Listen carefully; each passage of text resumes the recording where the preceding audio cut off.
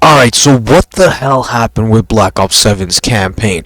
This was probably the most excited I've been ever for a campaign launch of a game, and they just completely botched it with that campaign. And honestly, man, I'll be honest, it's not as bad as people are saying, and for me, it's so bad that it's actually kind of good. So let's get into the problems of this campaign.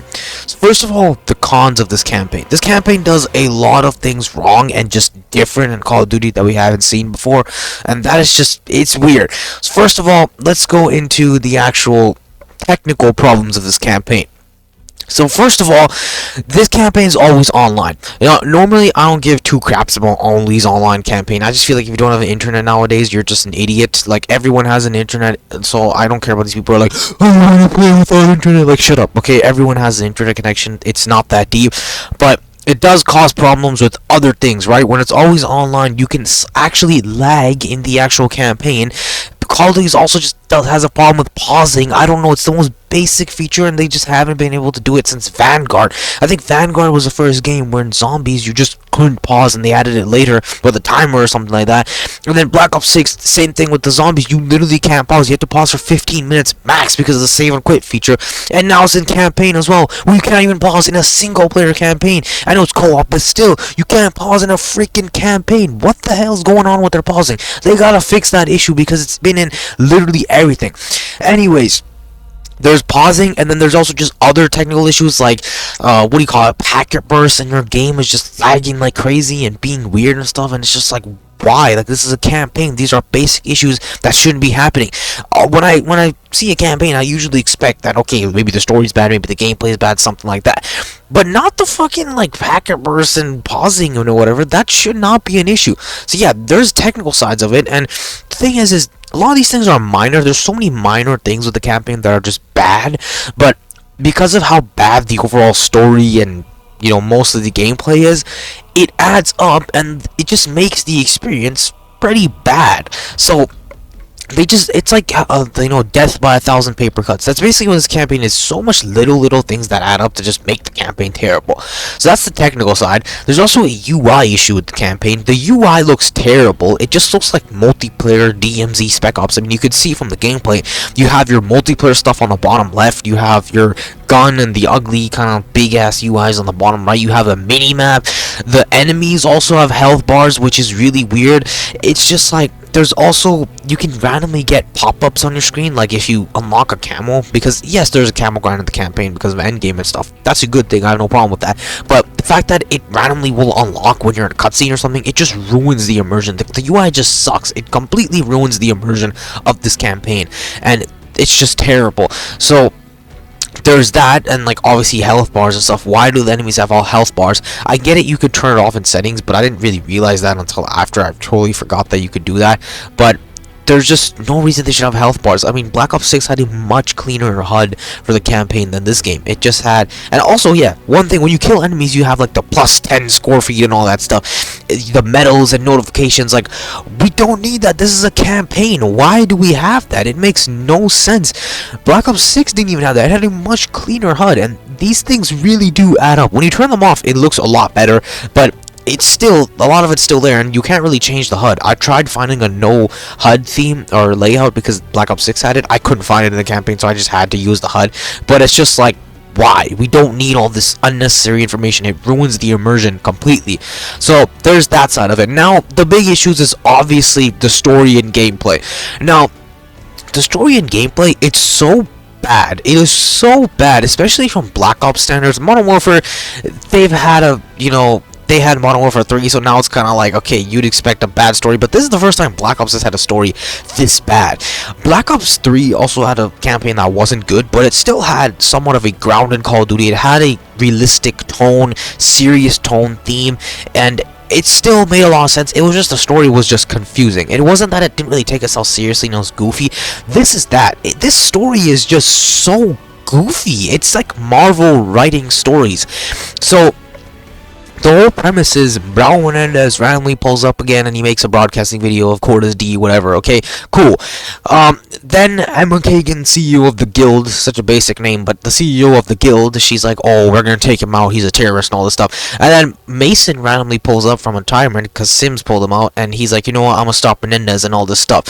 So then he forms a team with, the 4 characters. It's him, Harper, Samuels, and 50-50. Bro, like, okay, Samuels isn't that bad. He's kind of chill. He was in Black Ops 2. Same with Harper. Harper's the best character. He's, even with how bad this campaign is, he saves it a lot. He has funny dialogue, and he's really funny, and he's just funny. And then Mason is decent as well. But 50-50 is just ass, man. Like, what kind of name is 50-50? I mean, it's clearly just, I'm pretty sure it's because she's half cyborg, half, human. That's why they call her 50-50. But she's such a useless character, and she has the worst writing ever, Marvel level writing. It's clear that they only added her for diversity and Black Lives Matter and feminism and all that bullshit reasons. She's just a terrible character. She has, like, the worst dialogue. There's one dialogue where she's talking to Emma King, and she's like, I'm gonna take you down, bitch. Like, what the fuck? And then, for some reason, the whole campaign, there's so many missions where, like, she does Avengers level cutscenes where she's jumping in the air, landing like she's Thor, and then she's using her arm to block debris and stuff. It's just so Avengers level corny writing. It's terrible. The other characters aren't that bad. And then, anyways, continuing on the story, these guys basically go, they find out Ronan is a deep fake, and it's Emma Kagan who's basically brought him back to life with AI, and she's trying to basically wreak havoc on the world using him, saying it was him, and then she was gonna basically take him down to sell her weapons and stuff. Basic story. It's a cool story. They could have run something with it, but it's just the execution was terrible. Emma Kagan was only in the story for like a few scenes, and then she gets caught in the end, and then she just gets slapped by 50-50 and knocked out. And then there's this really cringy cutscene where she's like, "Do it, Mason, shoot me, just like you did Menendez." And he's like, "I have a lot of regrets, not this time." And like he just spares her life. Like, what? That's so weird. But yeah, that's the story. It's kind of ass. And then Menendez is just like, he's there for like the first mission, and you fight him in a boss fight, and then he's just kind of gone. And even then, it's so goofy because he's like, fear me, Mason, fear me. I am fear. You shall know fear. And just cringy dialogue. Like, this was not how he was in Black Ops 2. I really expected that they were gonna go for like a Reznov type of route where he would kind of be like in just Mason's head, and he would just be in the background as a character, but nobody else would respond or talk to him, and he would give like cool wisdom type dialogue, like, are you sure you want to do this, smarter, you already did this to me, or I don't know, something like cool dialogue like that. And he would just be in the background of the campaigns, and then near the end, Mason would have a full-on mission where he just trips out and relives his past or whatever, and then eventually he makes peace with killing Raul Menendez and just Menendez in general and moves on from it. That would have been really cool, but they just completely botched it. They just did some random bullshit with bad writing, like, oh, fear me, Mason, fear me, like, what the fuck. So there's that. Yeah, the storyline just sucks. There's also a betrayal with Razor, and it's just it ain't like Salazar.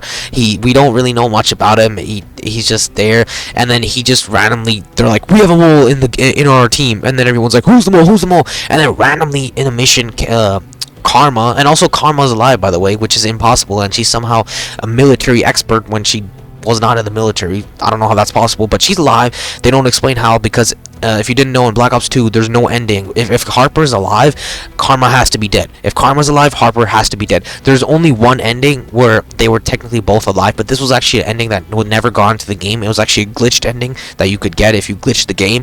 But yeah, that was the only timeline. They never explained it, never touched upon it. It's just terrible writing. But yeah, where was I going here? Yeah, Razor, he's like, then randomly in a mission, Karma's like, Razor's the mole, Razor. Everyone's like, oh, fuck that guy, Harper's like, I'm gonna kill him.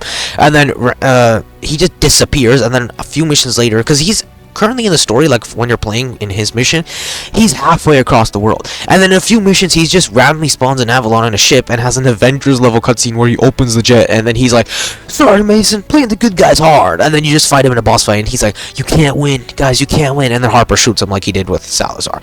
What? That's just terrible writing.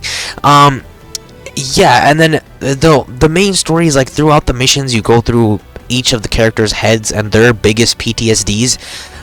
So that's why there's a lot of missions where Mason confronts like a weird version of Woods and Alex Mason. I'll get into that, but let's just go with the gameplay. Like, the storyline's just terrible. It is such terrible, bad writing. I don't know what the hell happened with the story. I have some theories. I'll get into them later, but let's just go to the gameplay. So the gameplay isn't that bad, to be honest. It is just a lot more just run and gun, run and gun. There's a lot less. There's only one kind of stealthy mission. Even then, you can just run and gun in. All the Avalon missions, you can just run past them, and you just have to go straight to the objective if you want to.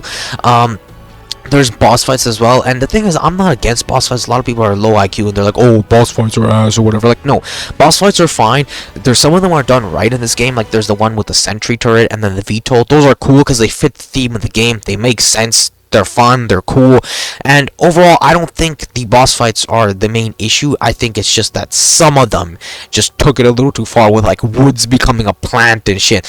And the thing is I'm okay with campaigns going a little bit crazy, you know, like, Black Ops 3 level or something, or even just, but the thing is, it needs to be minor. Again, when you boot up Call of Duty, you're expecting a military shooter. You're not expecting Elden Ring. Same with Elden Ring. When you boot up Elden Ring, you shouldn't expect guns and Alex Mason running around.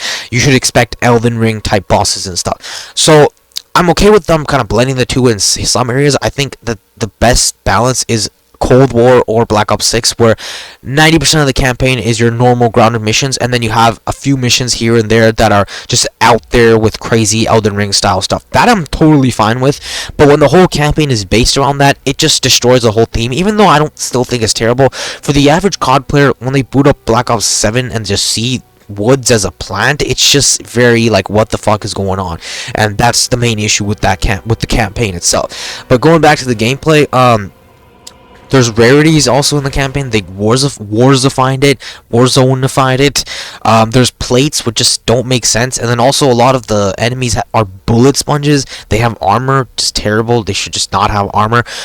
You should just also not have armor on top of the bad UI and stuff. There are some areas where you do puzzles where you like match the lines or whatever, the code or whatever. I'm fine with that, but there's not more of them. They're just kind of basic, and they're just so forced because, like, they're just so forced. Usually in the other campaigns, you don't have to do them. They're just in the background if you want to do some side quests or for the safe house or something. Again, there's no safe house in this, which is also like, what the fuck? Like, that became a staple for Black Ops, and they just kind of got rid of it now. There's no safe house. The puzzles are just very forced. There's only one type of puzzle, which is that like node corrector thing. Yeah, the gameplay is decent. The rarity I don't have a huge problem with, because it does kind of, I like the progression of it, because you aren't forced to upgrade to rarity. If you forget the weapon, like every mission the game gives you weapons that are like the rarity that you need for that mission. It's matched to your skill level, so even if you forget to upgrade your weapon, that's fine. And even though upgrading weapon doesn't do anything because you'll get the same rarity in the next mission, I still like the progression that they were trying to go for. It's nice. There's also the abilities from endgame, like the grappling hook, and you know, the super boost jump, and you know, the shadow rift and that stuff. That's really cool. I like that in this campaign. I like how you can use them. The only problem is that none of the missions force you to use them. Some of the missions in the start of the game, they force you to use it, like the one Tokyo mission, which I think is the best mission in this game. There's a skyscraper part, and you kind of have to wall jump and stuff like that, and just jump around and use those abilities, and just wall jumping in general, they force you to use that, which is cool. And then there's the mission with woods and stuff that gives you the grappling hook, and it's nice, it forces you to use it, but then after that it just kind of goes away. They just kind of give it to you, and it's your choice to use which one. And I mean, clearly the grappling hook's probably the best one because the maps are so big, especially the Avalon maps. Again, there's also open world missions. It's just like, why? We don't need open world missions. They suck. And I don't think that open world missions are bad. It's just that Call of Duty has never been able to done them properly. So games that I think do them amazing are like games like Batman Arkham Knight, because you have an open world, but it's so much more done because the map is actually laid out. The enemies are properly paced. There's bases. There's different tiers of areas that you just cannot go to until you've leveled up and gone through the missions. And they're usually done a lot better because it's usually like you have an open world place, and you usually have this building where the mission takes place, but the building's usually locked up, and it's like surrounded by tons of, you know, overpowered enemies, and you slowly have to take them out and do puzzles and stuff to make your way inside of the building. And then once you get inside the building, the mission becomes super linear, where you just follow a path and follow the story, and it becomes that. I think Call of Duty just needs to stick needs to do something like that, and it would be so much better. We should have a big Avalon map or something like that, and the mission takes place in one of the massive buildings, and it's guarded by tons of enemies, and you just cannot kill them. They're overpowered. They're one-shot you, so you're forced to sneak your way in, do puzzles and stuff. Once you get inside the building, it becomes a linear mission. That's exactly how it should be. It would be so much better that way if they just followed what games like Batman Arkham Knight do. But I just think the way they do it is just so lazy. They take the whole Avalon map, they don't change it at all. They just add some red mists in the background, and they just may force you to go to some random location with like 100 enemies, and you just have to kill all the enemies, and then do some basic tasks like press X to pick up this key card, and then boom, you run to the next location. It's just so boring.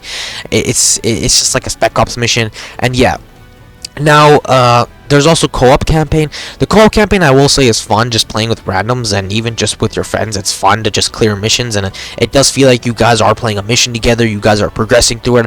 I've always wanted a co-op campaign done right. Unfortunately, this isn't that, but I think if they can just master it, like if they did something like World at War. And here's another thing. For some reason, when you play solo, you don't have AI teammates. It's just terrible. I get that this campaign is more so just 4 people doing the missions, but still, why don't we have 3 like AI teammates? Why don't I have an AI Harper teammate or something? It's just bad game design. It just makes you feel alone. It ruins the immersion. It also just feels weird because the characters are talking to you as if they are literally there when they're not. Like, what? They should have just given us AI teammates. And also, we just don't have AI background teammates, right? Like, we don't have like random Rodriguez soldier that's helping you clear the mission. Like those were cool, even though they were kind of useless. They were just cool. They added a lot to the environment. It felt like you were going in as a soldier with your team doing missions, and I don't know why. They could have easily done it. I think the best scenario would be well, here's what I'll explain. I think one problem with the co-op campaign is that it ruins a lot of the single player story wise. So for example, a mission like the Panama Invasion mission where Woods shoots Mason in the head. That mission just wouldn't make sense with 4 people, because that is something that Woods specifically as a character experienced. Not Woods and like 3 other characters. Just him. So it makes sense that cutscene would be him. But then what they could have done with this campaign is they could have just made the story based off of just single player, one person's perspective, like David Mason.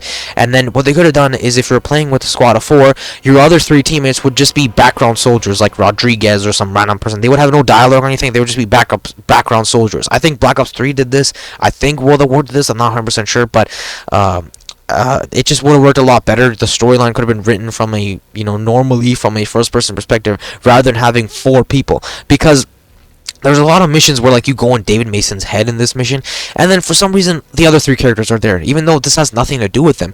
And the only reason they did that is because of the co-op campaign, and it ruins a lot of the immersion and story writing for the whole story. Whereas if they were just background soldiers, the mission could have just played as David Mason, and then once you got in his head, they could have just made the other co-op players just be like random ghosts or something like that.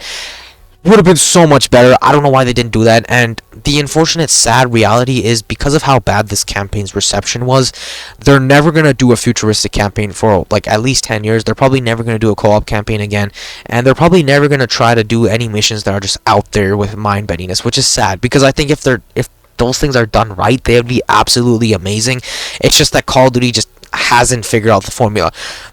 There's a few theories for this.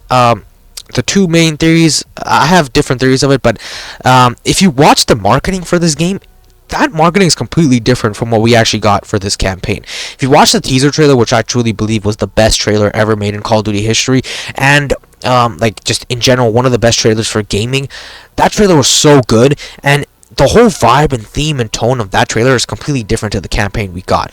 I mean, there's there's cutscenes in that teaser trailer and these cutscenes were made these are in-game cutscenes that I'm showing you right now. These are in-game cutscenes. So the fact that none of these cutscenes are actually in the actual game just makes absolutely no sense. Now, Call of Duty does bullshit in their marketing all the time. They did this with Black Ops 6 with the Truth Lies and Mount Rushmore and showing all that live action stuff and then the live action teaser trailer. But again, that was live action. I could get that it was bullshit marketing, but this is like live action, like not live action, sorry, in-person game. Like, this is in-game footage that they showed in this teaser, and there's even scenes where like David Mason is like, it's from a first person perspective, and he like lifts his hand or something, and that is literally an in-game cutscene.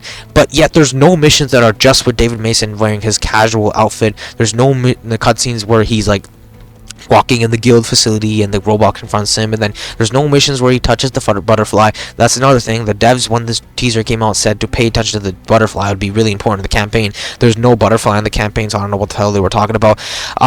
And yes, some of the missions were still there in the teaser. Like there was like the Menendez axe throwing mission or whatever, or the machete throwing mission, and then there was the Rakuda prison looking mission.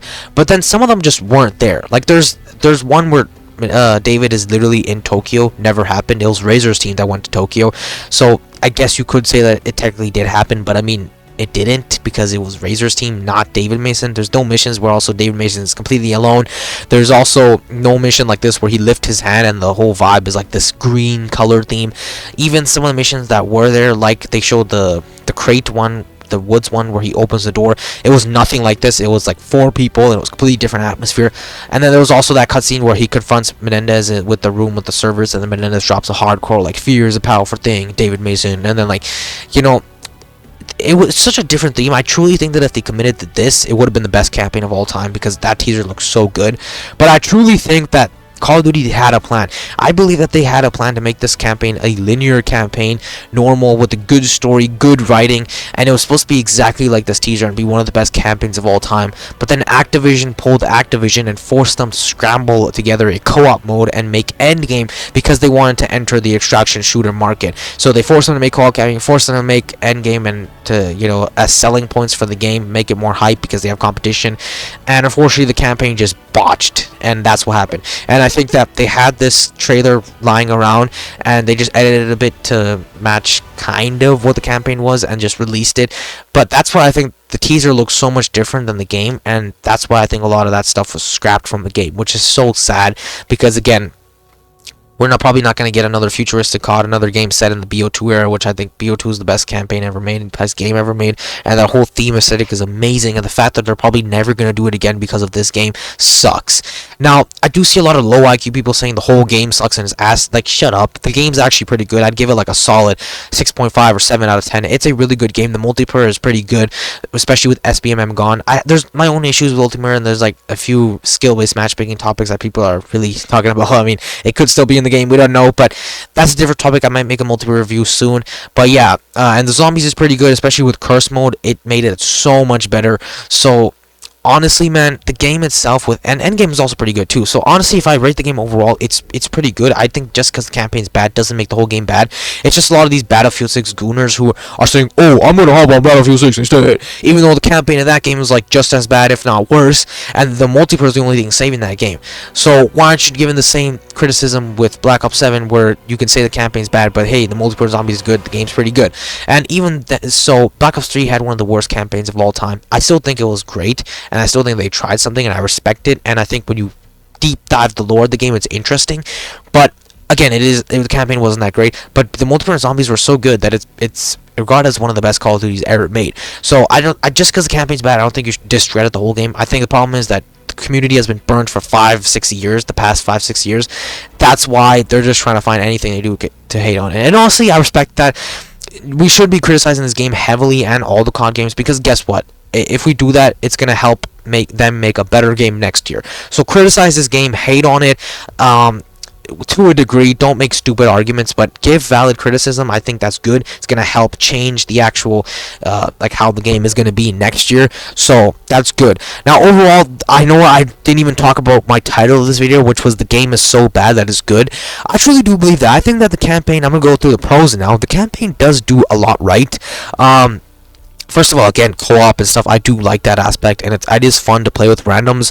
I also do think the storyline, it's so bad that it's like good, because it's so goofy that I don't know, I just laugh and I have fun playing the story because it's just so bad. There's also one thing, there's also some missions here that are pretty good, like this Tokyo mission that I'm showing right here. It is so good. This is definitely one of the best mission in the entire game. Now, is it like really really good? No, but it's pretty good. It's a pretty good mission. It follows a linear path. It's good. I also really liked how midway through you play as Razor's team, and there's like two different teams. This is something we haven't seen in a while, where you kind of change perspectives every mission. Black Ops 2 did kind of do this, where half the missions you played as David Mason in the future, and the other half you played as Alex Mason in the past and Woods and stuff. So they kind of did that with these two different teams, but unfortunately it was for one mission, which is just so disappointing. We should have had more missions. I still think, even though I still think the main campaign was scrapped, even with this idea, they could have done a cool system where half the missions you played as Razor's team and the other half as David Mason's team, and they were just, and then near the end, Razor betrays his whole team, kills them in a cool in-game cutscene. Like, and also I don't know why Call of Duty is super afraid of doing like in-game, like first-person level cutscenes like the ones in Black Ops 2. They just always have to do these movie cinematic cutscenes. Why? I just think it ruins the immersion. I think it would also save them money too, because they waste millions of dollars making the actual cutscenes. So yeah, I'm going off topic, but yeah, I think honestly, man, if you're buying this campaign, like, because this campaign does a lot good and a lot bad, I think it's still not that bad if you compare it to a lot of other campaigns like Modern Warfare 3 and stuff, because at least it's goofy and it's like, you at least want to play it to see what everyone's talking about. So honestly, I'd honestly give it like a 6 out of 10. I don't think it's that bad. I think it's just fun, and it's honestly so bad that it's good. If you're buying the game just for the campaign, don't do it. Don't spend $90 just for the campaign. Obviously, if you're cool with trying endgame multiplayer zombies or any of those other game modes, 100% buy it. Those game modes are really good. And if you do have Game Pass or you have the game already, play the campaign. It's not that bad. I think you'll have an enjoyable time because of just how fun, like, goofy it is. I also did think some of the missions, that the ones where you go in the past kind of and you know, play that mission with Woods in the container, and then the Alex Mason cabin mission, although they were kind of ass in their execution, I like the idea there, and I did feel some nostalgia for it, which was nice. Also, one thing I see nobody talking about is the team dynamics. The team dynamics were really good in this game. They're not amazing because of how bad the writing is for them, but just seeing cutscenes where the team communicates with each other, jokes around with each other, it makes them feel a lot more alive. And I like how also what do you call it, a lot of the operators in the game are in the campaign, and zombies as well. I think 20 of the operators, you'll instantly know who they are once you play the campaign and zombies, and also just some of the past games, because Razor and then his other 3 team members and Anderson and stuff, they're all in the campaign, so you'll recognize them in multiplayer and zombies. Same with David Mason and his team, and zombies, you'll recognize all 8 of those characters, the 4 original crew from Premise, and then you'll recognize the 4 from the Black Ops 6 crew. So I really do like that, and then the other 2 are just Reaper and Ted. You'll instantly recognize them. I really do like that, because I think one problem with the operators is they're just kind of there. They don't really have a storyline purpose. They're just kind of existing, and they're just there. And then you have some operators like Rose, who were just added in Black Ops 6, obviously for the Verdansk stuff, but she just has no storyline purpose. So I can appreciate how a lot of these operators are actually in the game, and they serve a purpose, and they were in the story. It's cool. It's nice. It makes them more memorable in my opinion. So I give this campaign like a 6 out of 10. I still think it's extremely disappointing, especially with that marketing, and I think if you compare it to the other campaigns, even Black Ops 6 and 2, of course it's like a negative 1 out of 10 when you compare it to them, but I think it's still not that bad. It's still an enjoyable, fun time you can have on it, and I think people are just hating for the sake of hating. But yeah, still, I agree, like, give this campaign criticisms, criticize it, because guess what, it's going to help us make a better campaign in the future. So yeah, thanks guys for watching, and yeah, peace.